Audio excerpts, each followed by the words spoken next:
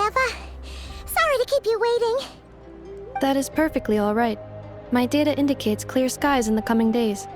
Current conditions for maritime travel, optimal. I'll be ready whenever you are.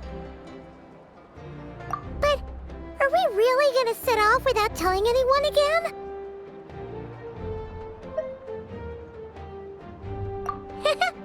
Funny you mention it. You'll never guess who Paimon saw on the way over. Hey! You didn't seriously think we'd let you leave without a farewell party, did you? No chance. Yeah, come on, Traveler. We've already made all the preparations. And most importantly, how dare you try and slip away without first paying your respects to the almighty Dragon Lord! A little bird told us you'd soon be leaving for Nodcry. So, we asked Paimon to give us a heads up before the date of your departure.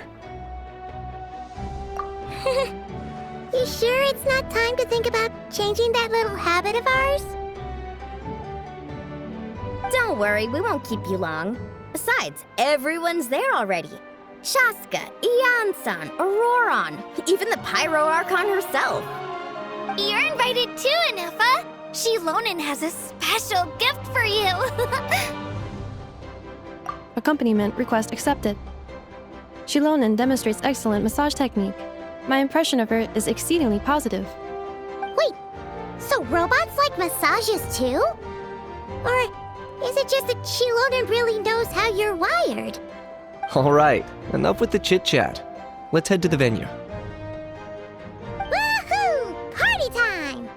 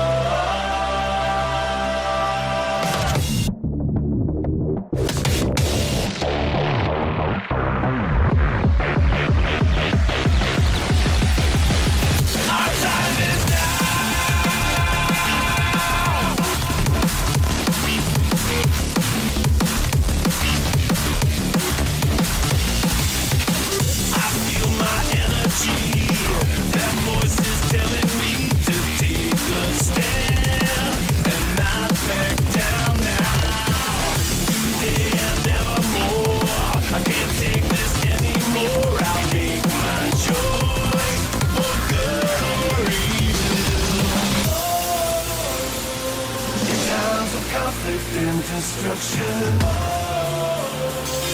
Our destiny is my connection now. A feeling in my soul. It's beyond the reach of most mere mortals. Take a stand. So remember, no surrender. My defining moment. I will stand up, overcome my past. This is different to the end. If it takes forever, no surrender. Now or never, my last stand.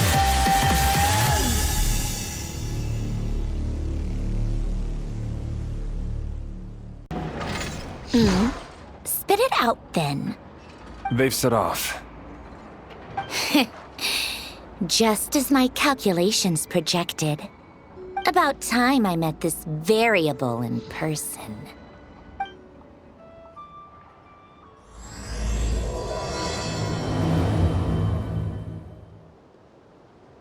You know, every time we head to a new nation, there's always a point where it suddenly dawns on Paimon. This is it. The next chapter of our adventure has begun. This time, it was the moment she realized she just polished off the very last of her Saurus crackers. Should have stocked up better at the farewell party. In other words, Paimon has marked the geographic coordinates from 2 minutes and 40 seconds ago as the boundary between Natlan and Notcry. This deviates somewhat from the official coordinates stored in my database. Paimon meant more in terms of how it felt on a psychological level. Anyway, what about you, Traveler? When did it really sink in for you? Huh. That actually kind of makes sense. What about you, Anefa? Come to think of it, maybe we should be asking the other way around. So, when you came over to Natlan, what was the moment you felt like you'd left Nodcry? In that case, probably when my sensors could no longer detect the moon's power. The moon? You mean that one we can all see in the sky? Negative. I was referring to... Huh? Here we are. Paimon, Traveler, we have arrived in Notcry. Oh, wow!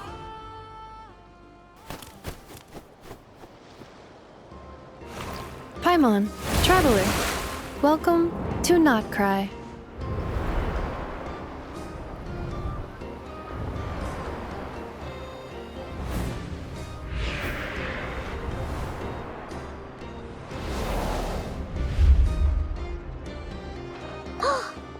That must be Nasha Town up ahead! That's the place you were telling us about on the way over, right?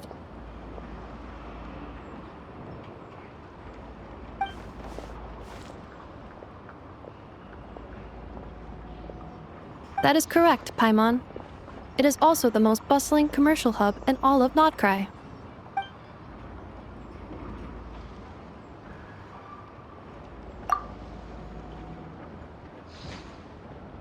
Oh, sounds like the perfect place to start trying out all the local specialties. Huh? Is something up, Traveler?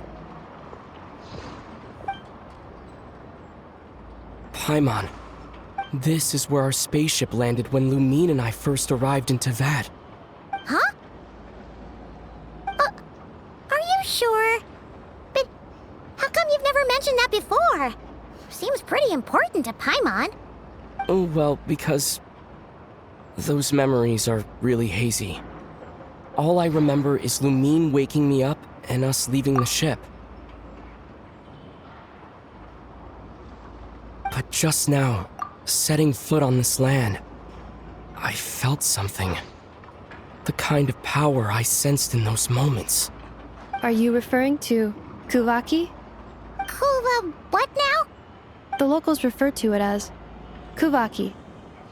It is a unique elemental force found only in Notcry, or rather, a pure, primordial form of elemental energy. That is correct. Another similar concept I have found in my database is the primordial sea. Legend has it that long, long ago, the moon that shines in the sky above us once rose from the land of Notcry. Modern geological surveys and meteorite studies conducted in the region have since supported this claim. So, when you mentioned being able to detect the moon's power earlier, you were referring to Kuvaki?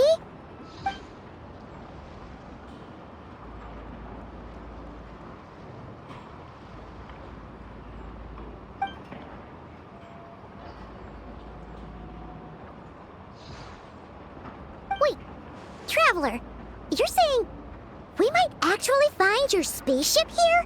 Do you still remember where it landed? Notcry is surrounded by the ocean.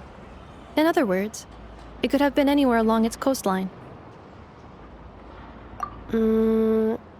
Negative. Description still lacks sufficient detail to pinpoint target location. Hey, it's okay if you can't remember everything right away. After all, it's been a really long time. Let's just do what we've always done and keep searching as we explore. Besides, what have you got to fear with your sidekick Paimon still here? I'd be more than happy to help you out as well. Our pleasure. Anyway, just knowing that your spaceship's here in Notcry surely counts as a big step forward, huh? Like we've crossed another boundary? Paimon couldn't have put it better herself. You sure are a quick learner, Inefa.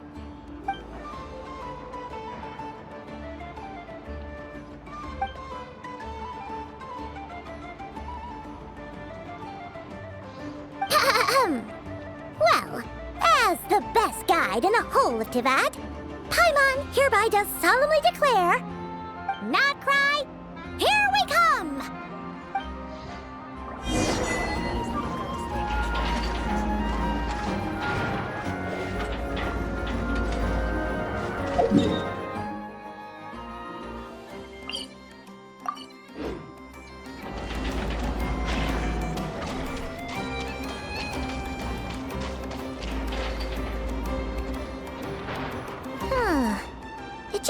road to Paimon. If we were looking to put out a missing spaceship commission, or to learn more about Nodcry, wouldn't it make sense to drop by the Adventurers Guild?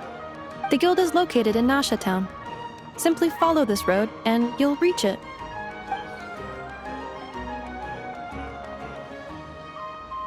Huh? What in Tavad is that? Looks kinda like a Sealy, floating around in the air like that. That is a Kuhanki, a species unique to the land of Nodcry. A Kuhenki? Does she have something to do with the moon, too? Indeed it does. According to the Frost Moon Scions, the indigenous inhabitants of this land, the Kuhenki, are said to be familiars of the moon goddess, leading those who walk in the moonlight's glow to things of great importance. The moon goddess? Don't all people here worship the Tsaritsa? Although Nodcry lies on Snezhnaya's border regions, the people here have held their own unique beliefs since time immemorial. As I mentioned, everything in this land shares a deep connection with the moon and the sky above. The beliefs of the Frostmoon Scions seem to date back to the civilization of the angels. According to the documents in my database, even the 7 Archons did not exist at that time. Wow!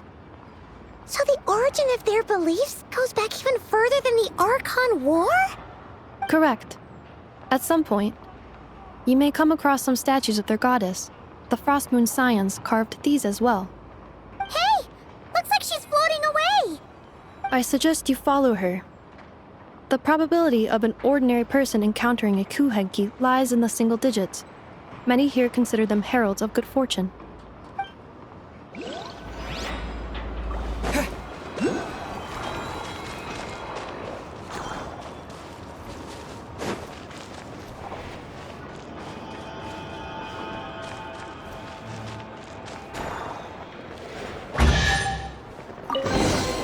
A reward on the road.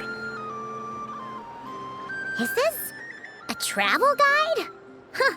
It actually led us to something useful.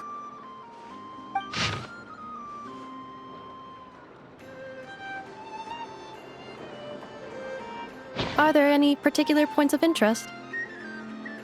It all looks pretty interesting to Paimon. If we have time, she'd love to see, pretty much everything. Recalibrating route. If we keep following the current path, we will arrive at an area of scenic beauty.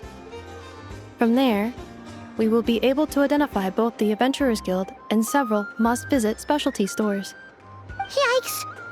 Why is Paimon suddenly getting the feeling that if she doesn't step it up soon, enough is gonna put her out of a job?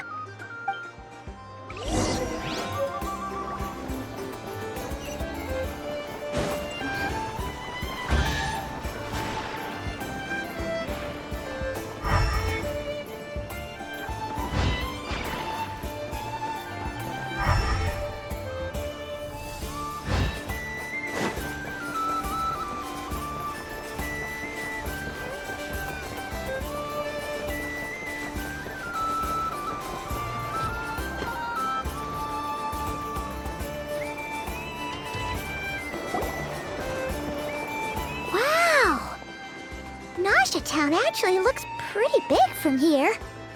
Feels a bit different than Paimon imagined, though. Which aspects in particular deviated from your expectations? Well, Paimon keeps hearing people describe Nodcry as an adventurer's paradise. So she kind of thought it'd be a bit more picture perfect somehow. According to legend, there was indeed an era of peace in Nodcry's past, the age of the Fae. Tales of those ancient heroes are still told today. One of the most well-known is that of the Lantern Fae. This individual performed many good deeds for Nodcry. The present-day Lightkeeper's nightly lantern patrols are, in part, a tribute to their memory. But then, one day, What happened? there came a devastating abyssal calamity that swept across Nodcry, and for a time it was left desolate. Heartbroken by what had become of the land they had so cherished, that Fae extinguished their light, just as the abyss had extinguished all hope. Nowadays, the paradise people speak of is more of an aspiration, or an irony, perhaps. An irony? Today, No official authority governs Nodcry. In theory, at least, it is somewhere a person can do whatever they wish and become whoever they want to be. The Adventurers Guild is just over there, in Nasha Town's Central Plaza, and the flagship tavern is over that way. Hey, what's that building over there? You know, the biggest, tallest one. That is Aino's Boom and Blast Kuvaki energy cannon. It gets activated when the wild hunt threat level outside Nasha Town reaches a certain threshold. But according to the scan I just ran, the energy cannon appears to be malfunctioning, likely due to a recent discharge. The wild hunt? Isn't that the abyssal calamity you mentioned that's specific to Nodcry? It is a phenomenon that has been occurring for several centuries now. Yet the time and location of wild hunt attacks are seemingly random. At first, it was more of an old wives' tale that adults used to scare children. If you don't start behaving, kid, some night, the wild hunt's gonna come for you. Listen, do you hear that? That weeping in the fog? Those are the cries of a young woman being dragged away. You're saying people actually hear things like that? I have not witnessed enough wild hunt attacks to give a statistically sound answer. But the oldest legends say that all people saw was the ghostly shadow of a woman in the mist. It wasn't until later that it became a full-blown calamity. Abyssal monsters and all. Oh, when you put it like that, Paimon's really gotta hand it to Aino. Not only did she repair you, but she's even built a giant cannon to keep the wild hunt at bay. Absolutely. Aino is very impressive indeed. Anyway, according to my schedule, it is time I took you over to the flagship. Oh, sure. After all, we shouldn't keep Barca waiting. Well, Paimon's not sure if he'll actually show up at the bar this early. You're right about that.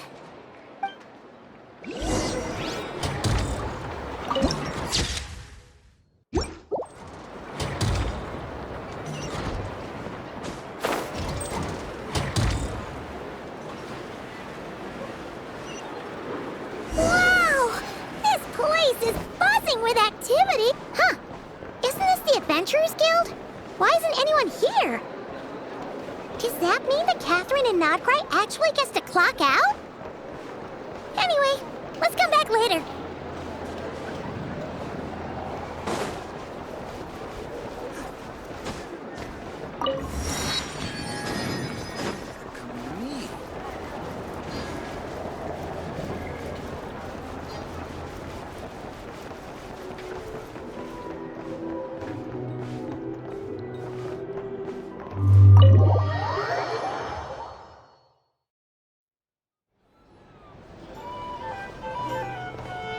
Here we are, the flagship.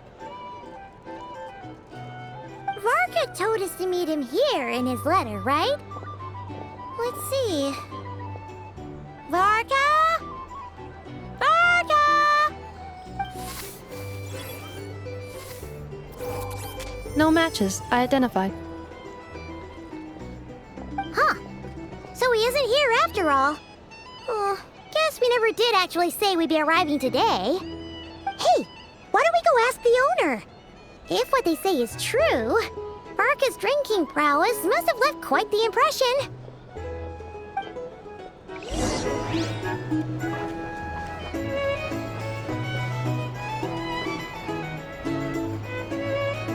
Huh? Well, well. If it isn't the ineffable Ineffa. Hello there, Demian. You know each other? Of course! Ineffa's a regular here at the flagship. So, robots are into booze too? Not at all. The energy conversion efficiency of alcoholic drinks is very low, and most of them are full of impurities. Still, I can affirm that your berries and fried meat deserve a solid 9.12 out of 10. It has Aino's approval too. Funny that you should mention that. While you were away in Natlan, Varka would come in here every day to pick up a serving of berries and fried meat for Aino. Aww, He must have been worried sick that she wasn't eating properly on account of being so hung up about Ineffa being gone. Actually, it's 'cause Varka found out that Aino went wild after Ineffa left, gorging herself on snacks she normally couldn't get her hands on. So it was more worry that she wasn't getting a balanced diet.